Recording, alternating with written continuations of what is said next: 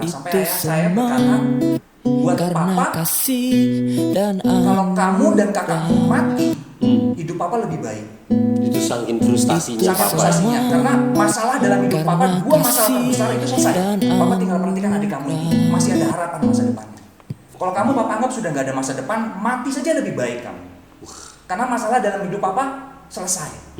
Papa bisa fokus sama adikmu, kasihan lo adikmu, dia masih punya masa depanan. Kamu sudah hopeless kan? Mati adalah jalan terbaik untuk hidup papa. Kamu berdua mati. Itu saking buntunya tuh. Saking buntunya, bayangkan seorang orang tua yang waktu kita lahir itu seneng banget. iya, sekarang saya baru sadar luka apa yang waktu saya dia ngomong waktu dia ngomong, orang tua loh yang peribahasanya binatang saja nggak mungkin makan anaknya. Ini orang tua harap anaknya mati.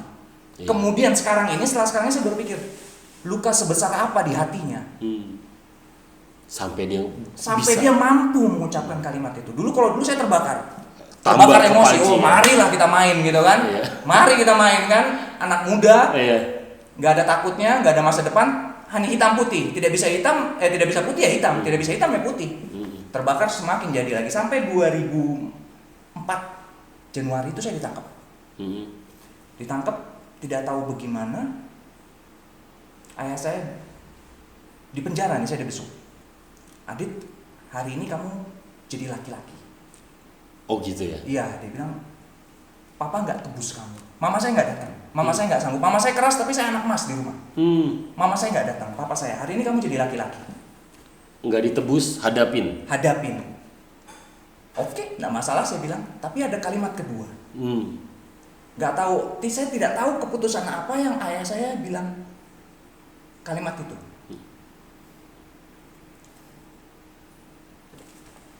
Dia bilang itu,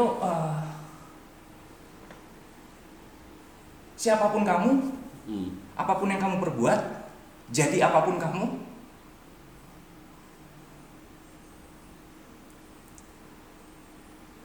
tetap anak papa. Oke, hari ini saya mau ngobrol-ngobrol sama teman saya, Aditya, yang mau bercerita tentang kehidupannya. Oke, bro, selamat malam. Selamat malam, bro. Ya, jadi boleh cerita sedikit nggak? Ya, apa bro itu siapa gitu? Ya. Jadi perkenalan nama dulu ya. Ada pepatah bilang tidak kenal maka tidak sayang. Jadi kenalan dulu. Nama saya Aditya Suryawinata. Panggil Adit boleh, panggil apa aja boleh. Perkenalan awalnya itu, lalu mulai ke latar belakang kehidupan mungkin. Saya itu anak nomor 2 dari 3 bersaudara. Kakak saya laki-laki 1, adik perempuan 1. Jadi di tengah-tengah ya? Di tengah-tengah, tapi adik saya sama saya bedanya jauh. Saya udah SMP kelas 3, dia baru lahir, 15 tahun bedanya. Jadi kalau bahasanya itu bungsu nggak jadi, bungsu gagal. Jadi selama 15 tahun pernah jadi anak emas. Lalu saya berdua, orang tua saya tentara. Jadi Papa tentara, disiplin dan tegas. Ibu saya ibu rumah tangga, ya aktif juga di kegiatan kantor ayah saya. Contohnya ada Ibu Persit kan, Persatuan Isi Tentara. Ya ibu saya aktif di sana, dan ibu saya ini karakternya lebih keras lagi. Oh begitu. Lebih keras dari ayah saya. Jadi dua-duanya keras ya? Dua-duanya keras. Itu latar belakangnya. Lalu seperti anak-anak normal yang lainnya, sepertinya TK, SD, SMP itu berjalan normal biasa. Nggak ada masalah ya? Nggak ada masalah apa, nggak ada intrik apapun. Ya paling berpindah-pindah seperti layaknya anak tentara yang lain, di mana dinas, keluarga. Papanya ikut, tugas di mana ikut ya? Selalu ikut. Yang lainnya semuanya normal. Tidak ada masalah apapun, berjalan sampai SD, SMP, SMA saya di Jakarta. SMA baru mulai? SMA baru mulai. Mulainya itu mulai apa? Mulai berbelok dari langkah saya. Kalau boleh saya analisa itu kelihatannya SMA pangkat ayah saya mulai tinggi, kesibukannya mulai tinggi, keuangan mulai tinggi. Orang tua dua-dua sibuk.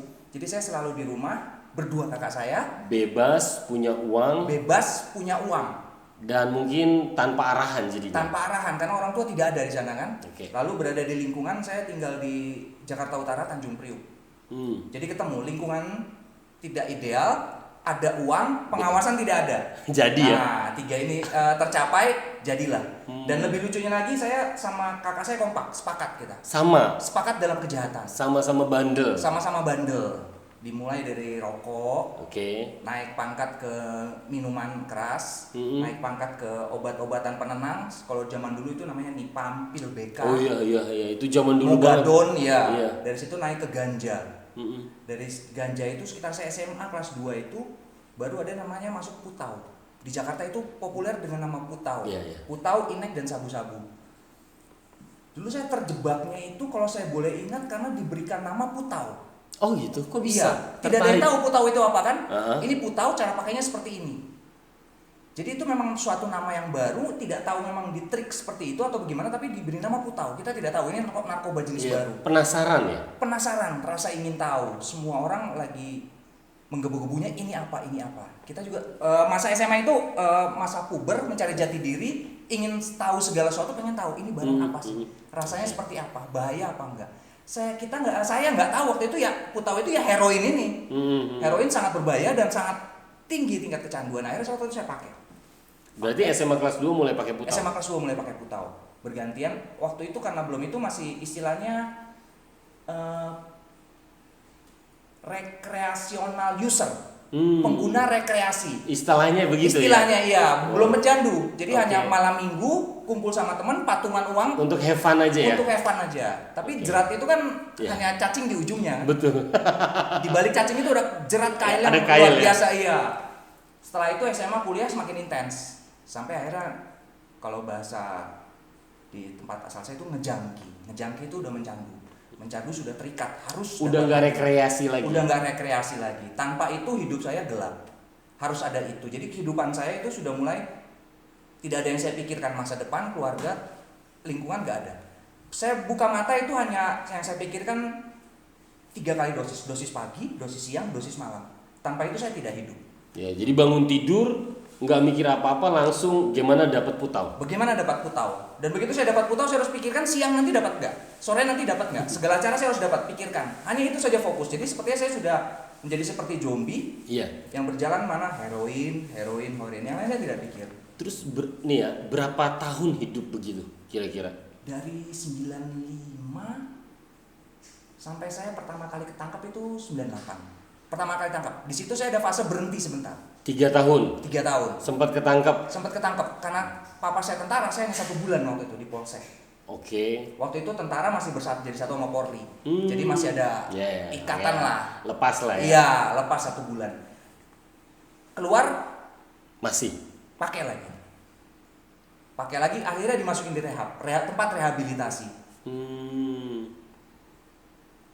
3 hari 4 hari saya kabur, panjat jendela.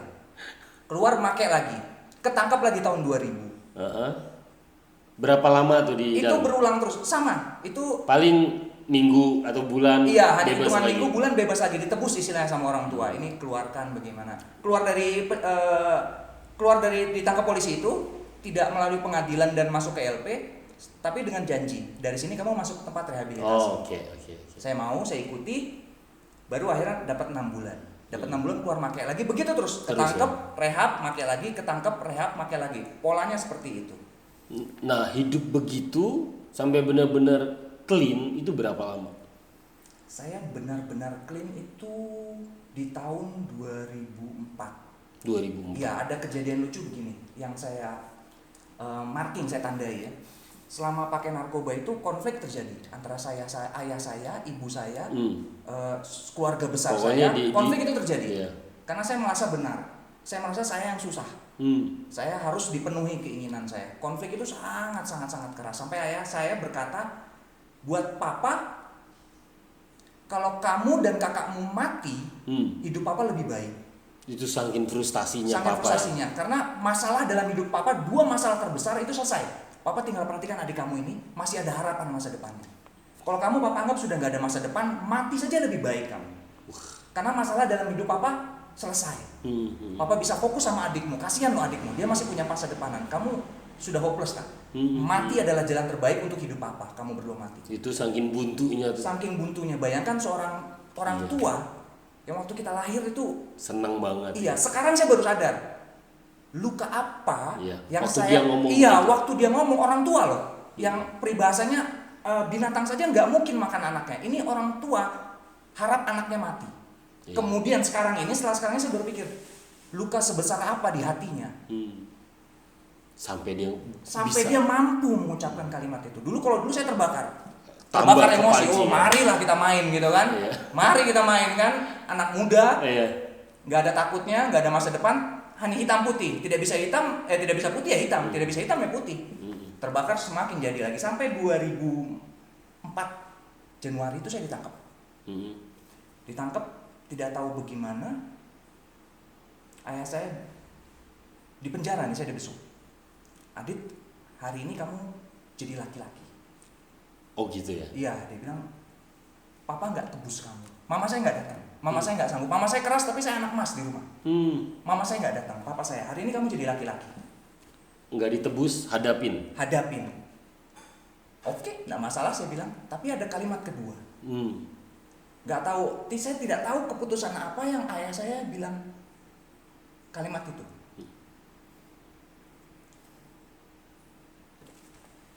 Dia bilang itu, siapapun kamu, apapun yang kamu perbuat, jadi apapun kamu,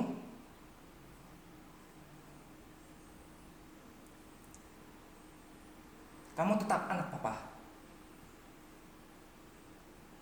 Ngomong gitu Iya. Pertama saya kesal waktu dia bilang hari ini kamu jadi jati. Oke lah, saya laki-laki. Tapi kalimat kedua saya terdiam. Di dalam itu saya mikir, tidak tahu bagaimana hati saya hancur. Gitu ya? Iya. Hati saya jadi besar hari itu. Kok bisa ya ayah saya terima ya? Dulu yang dia keras, dia sangat otoriter, punya pengharapan, terus pengharapannya habis ya. Dia bilang mati aja lah kamu, masalah selesai. Tapi kali ini enggak. Dia bilang siapapun kamu, apapun perbuatanmu, nanti kamu jadi apapun, kamu anak papa. Itu keren banget sih. Dia itu saya marking di situ. Saya di dalamnya sudah saya masuk, habis dibesuk kan saya masuk. Itu saya merenung. Tidak tahu bagaimana hati saya jadi besar. Semua konflik sama saya dengan orang tua hari itu lunas terbayar. Lewat penerimaan itu. Lewat satu kalimat itu, penerimaan itu. Tapi yang terjadi apa? Hati saya sembuh, tapi fisik saya belum sembuh. Ya, masih kecanduan. Masih kecanduan. Karakter saya yang buruk, yang lain masih ada. Tapi hati saya waktu itu sembuh. Paling tidak saya punya tempat pulang. Betul, karena akan diterima. Paling tidak saya punya satu jati diri. Saya anak. Saya adalah anak. Akhirnya waktu itu saya keluar masih pakai lagi. Saya masih pakai lagi 2 minggu. Saya serahkan diri saya. Tolong saya. Saya perlu bantuan. Ini ngomong ke orang tua. Ngomong ke orang tua. Iya. Saya sakit. Pertama kalinya saya mengaku bahwa saya sakit, saya salah. Kayak ya gue lemah nih, gue perlu ditolong. Iya. Tolong saya papa. Akhirnya waktu itu saya dicari tempat rehabilitasi di Semarang itu. Namanya KBTC, di mana saya ketemu Ronaldo di situ ya. Dari 2004 itu sudah mulai saya. Di situ titik balik saya. 2004 saya ke Kalimantan, 2005 setelah Semarang, Kalimantan 2005 saya pulang kembali ke Bandung, saya menikah. Menikah punya anak. Di situ pola pikir saya semakin terbangun terus. Jawaban-jawaban makin baik ya. Makin baik. Setelah saya punya anak 1, 2 saya baru berpikir, ini dulu kenapa papa saya dalam istilahnya cubit saya, pukul saya. Ternyata waktu saya cubit anak saya, jewer, sakitnya di kita. Saya yang sakit. Hati saya menangis, saya keluar pintu, nangis hati saya. Di situ saya sadar, saya salah sama papa saya. Waktu itu saya benci dia, saya salah. Saya baru sadar begitu saya punya anak. Waktu saya cubit anak saya keluar pintu itu saya menangis. Ini saya tahu, dari saya punya anak 2 akhirnya saya semakin solid. Banyak hal-hal kecil yang saya semakin mengerti.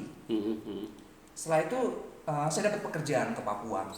Kerjaannya itu di bidang kehutanan dan pertambangan. 2006 akhirnya saya ke Papua. 2007 anak istri saya bawa ke Papua. Sampai 2014. Cukup lama ya? Cukup lama di Papua. Dan memang setelah saya 2006 bekerja, sudah kembali hidup normal, saya semakin mendapati diri saya ternyata banyak nggak normalnya. Memang saya bekerja, sudah tidak pakai narkoba, sudah berkeluarga, sudah menjadi pria yang bertanggung jawab terhadap keluarga saya. Di mata masyarakat sudah Adit okay. Sudah baik. Saya sudah stabil, sudah baik, sudah seperti manusia umumnya pada tatanan sosial kita ya. Tapi di situ saya temukan saya masih banyak PR. Saya masih banyak buruk sekali. Apa aja tuh yang paling deh? Yang saya temui itu paling kesombongan.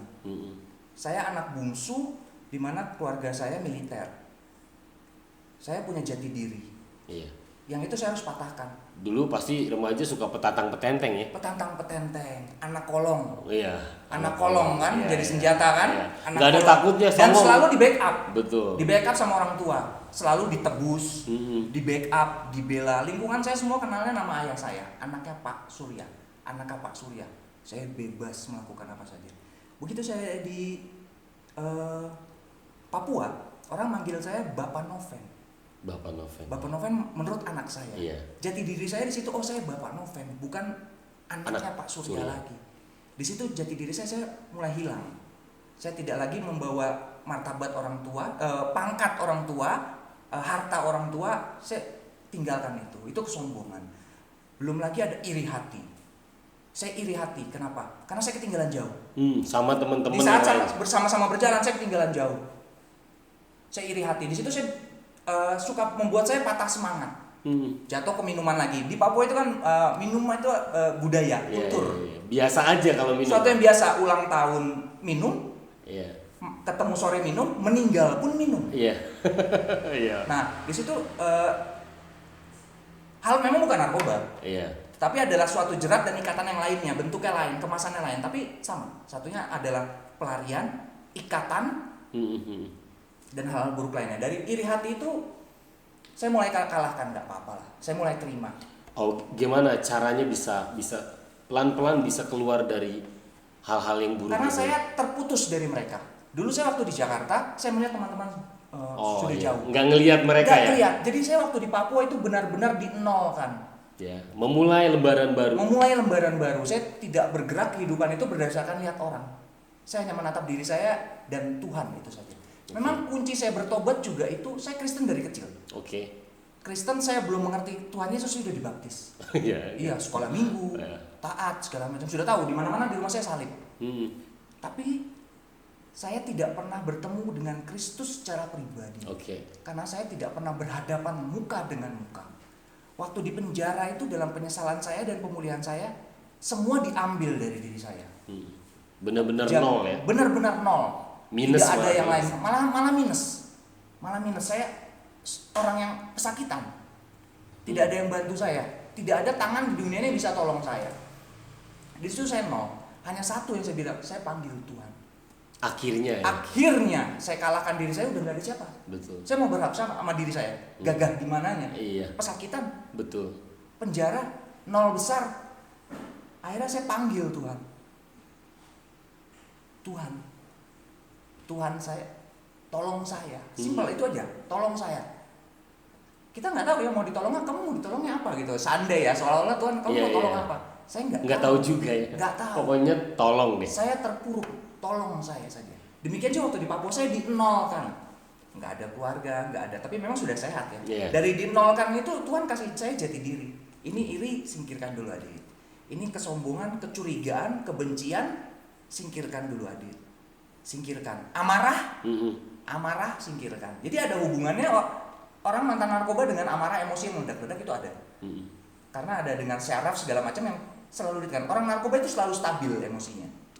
Selalu stabil, tenang, bahagia, friendly dengan siapapun. Tapi begitu narkoba itu diambil, tubuh ini secara alami dia akan membalanskan dirinya sendiri. Reaktif ya. Reaktif. Jadi dulu garis lurus normal ya. Pada saat narkoba itu masuk, grafiknya dia naik. Pada saat heroin itu diambil, tubuh ini membalanskan tapi nggak bisa langsung begini. Tubuh itu membalaskan seperti ini. Meledown. Iya, bounce effect namanya. Seperti bola yang dipantulkan itu dia naik terus turun dulu. Sampai sini. Nah, ini pada posisi itu ini masa transisinya di situ ya. masa transisinya di situ, emosi meledak-ledak, mudah tersinggung. Wah, macem-macem. Macem-macem. Jadi setelah mulai stabil itu saya mulai kalahkan perlahan-lahan ya. Dan memang tidak mulus itu juga, ada hal-hal lain. Ada hal-hal lain yang memang harus dipatahkan. Intinya jadi kalau saya boleh pegang itu dua. Pengharapan itu jangan putus. Terus ya. Terus pengharapan itu nyata. Pengharapan itu real dan bisa berulang. Dan bisa berulang untuk banyak hal. Pengharapan itu, Tuhan saya berharap kesombongan saya jatuh. Tuhan saya berharap iri hati saya dipatahkan. Pengharapan itu dia, jangan pernah berhenti berharap sama Tuhan. Dia pasti jawab. Selalu dalam hidup saya dia selalu jawab dengan caranya ya. Betul. Dengan caranya. Tapi yang saya minta itu dia selalu jawab. Jadi pengharapan ya. Pengharapan. Jangan pernah berhenti berharap, hanya dia, hanya kepada dia. Sip. Ya, jadi sekarang tinggalnya di Saya domisili sekarang di Bandung. Di Bandung ya. Di Bandung. Anak 3. Anak 3. Anak SMA tiga. kelas 2, SMP kelas 2, SMP kelas 1. Jadi sekarang bangun tidur nggak harus mikirin narkoba ya. Nggak harus Mikirin narkoba, anaknya. Mikirin anak, dan bangun tidur itu bersyukur, terima kasih Tuhan. Terima kasih masih beroleh hidup saya yang hancur-hancuran ini. Karena teman-teman saya semua udah sebagian besar udah nggak ada. Betul. Udah meninggal ya. Udah meninggal, udah pesakitan. Ya. Makanya saya bangun bersyukur, terima kasih Tuhan, bangun masih segar, tidak pikirin narkoba, tidak terikat. Betul. Dan bersyukur banget bisa sampai di hari ini kan. Betul. Terlalu sangat-sangat bersyukur. Dan saya kadang-kadang merasa sebagai orang yang berhutang. Dalam arti apa? Saya sudah menerima lebih dahulu, sudah di DP sama Tuhan. Iya. Nggak kerja apa-apa kan? Iya. Nggak kerja apa-apa sama Tuhan, nggak pernah berbuat apa-apa, tapi dikasih anugerah nih, hidup sehat. Iya. Ini pekerjaan, ini kecerdasan, dan semua anugerah-anugerah lain itu saya terima. Oke. Jadi sekarang berhutang, saya mau bayarnya di mana Tuhan? Ya akhirnya memberi diri aja ya. Memberi diri. Oh, bagus ya kisahnya. Nah sekarang bro, apa pesannya buat teman-teman yang lagi berjuang atau teman-teman yang punya teman lagi berjuang, biar mereka bisa tetap punya pengharapan ngelewatin hari-harinya? Kalau melihat dari dulu kejadian saya, yang utamanya penting itu doa juga. Doa ya. Doa yang sepakat. Waktu saya mau bertobat itu, keluarga saya doa puasa sepakat. Semuanya. Mama saya, papa saya, kakak saya, adik saya. Oh gitu ya. Semua doa sepakat dan puasa. Wow. Dan nah, ini cerita lucunya lagi. Ternyata waktu saya bertobat, itu satu keluarga dipulihkan. Oh ya. Dipulihkannya apa? Ternyata papa dan mama saya sama seperti saya, Kristen dari lahir juga. Oh. Tetapi karena punya pengharapan untuk saya sembuh, untuk saya diselamatkan jiwanya, Akhirnya, jadi tekun bersungguh-sungguh. Akhirnya jadi cari Tuhan. Cari Tuhan, karena nggak punya, semua cara udah dicoba, masukin rehab bayar kan, Iya. ditebus pakai jabatan dan ini, semua cara gagal. Akhirnya mendapatkan satu cara, berharap sama Tuhan. Dia waktu itu doa sepakat menopang saya. Ya, jadi sepakat ya. Sepakat berdoa. Jadi kalau punya teman, sahabat atau dirinya, ya, teman, doakan teman itu. Kalau diri sendiri, minta dukungan doa dari orang sekeliling kita. Hamba Tuhan lebih bagus, keluarga, doain saya mau ini. Doain saya, doa sepakat ya kita ya. Saya nggak mampu berdoa sendiri. Doa sepakat. Yang kedua, selalu berpengharapan. Ya, itu yang tadi ya. Iya, Selalu berpengharapan. Selalu berpengharapan. Walaupun secara logika nggak ada pengharapannya. Nggak ada pengharapan, Iya. hancur. Selalu berpengharapan. Dan Betul. selalu konsisten maju. Iya. Maju. Jangan pernah kalah, kecewa karena jatuh karena satu hal. Selalu maju, tidak ada kata mundur. Jatuh itu pasti. Iya. Karena banyak hal di dunia ini, seperti saya bilang, jatuh dalam karakter, jatuh dalam yang lain. Tidak narkoba, jatuh dalam perempuan. Iya, pokoknya Banyak hal. Banyak hal ya. Banyak hal. Selalu maju, selalu maju. Kalau mau jatuh pun jatuhlah ke depan. Tidak ada kata mundur ke belakang. Iya. Jatuh ke depan lebih gampang bangunnya. Daripada jatuh terjengkang ke belakang, kan susah bangunnya. Iya. Ya, jadi sebetulnya ini kisah tentang perjuangan. Kalau dalam konteks Bro Adit dari narkoba, karakter, tapi kan banyak teman-teman yang lain banyak hal ya. Iya. Banyak kelemahan, banyak masalah, tapi ya bisa belajar untuk berjuang. Sepakat, berdoa, cari Tuhan, dienolkan, lalu kita itu punya pengharapan. Saya pikir ini obrolan yang baik sih, yang Iya. baik ya. Berharap teman-teman yang ngalamin ya termotivasi dan fight buat hidupnya. Iya. Atau- Jangan pernah berhenti, jangan pernah takut. Selalu Betul. mengandalkan Tuhan. Atau kalau kita kenal dan punya keluarga yang ngalamin hal yang dulu seperti Adit, jangan putus asa. Jangan putus bilang dia emang udah begitu. Iya. Ya paling tidak mulai dengan kita sepakat dengan teman-teman doain dia. Betul. Ya tetap bersahabat dan berjuang gitu ya. Betul Jadi sekali. Saya pikir baik ya. Jadi thank you bro. Iya, Ya, sama-sama. thank you. Terima kasih bro. Kopinya boleh izin. Boleh. Kita ngopi dulu ya.